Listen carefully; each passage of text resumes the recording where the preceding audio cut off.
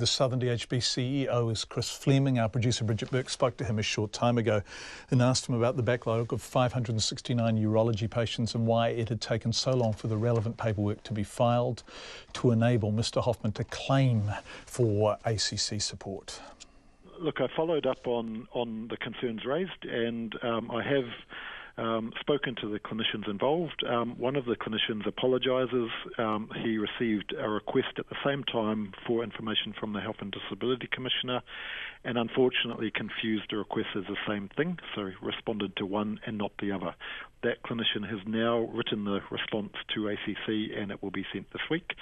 The second outstanding item is a response from management on a series of questions ACC have asked. The manager is away today, but I will personally follow up and make sure it's completed by the end of the week. In terms of Mr Hoffman, in terms of directly, we have commented a number of times in terms of our sincere regrets about the delays that have been caused, both to Mr Hoffman and the other patients who were waiting unacceptably long. As for why this response to ACC has taken a long time, I can't answer that at the moment because I've only found out about the issue today. We have been focusing on improving the service for all patients as quickly as we can. So can we turn to improvement on services?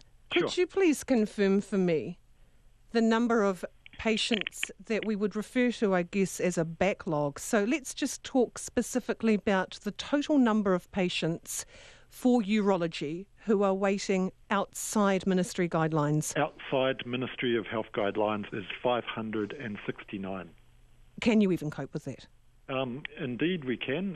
The work that we have been doing, both the urologists and the team here, and also being supported by Stephen Marks, we've got plans well developed. In fact, today we announced that we're going to have some intensive clinics over November, and the intention is to target and clear all that backlog so that the service improvements that are also being planned by the team can be implemented in a sustainable way.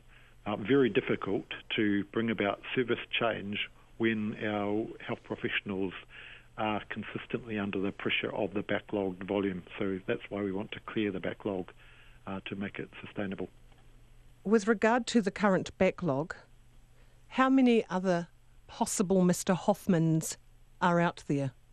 Well, as we've said, there's 569 patients outstanding, and we have openly acknowledged that there will be some harm caused by some of those patients, for some of those patients, the least harm being the delay in treatment.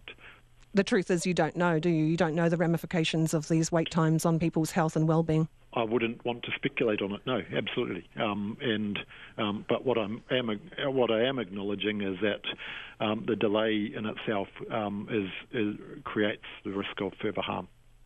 It's the Southern DHB CEO, Chris Fleming, talking to our producer, Bridget Burke.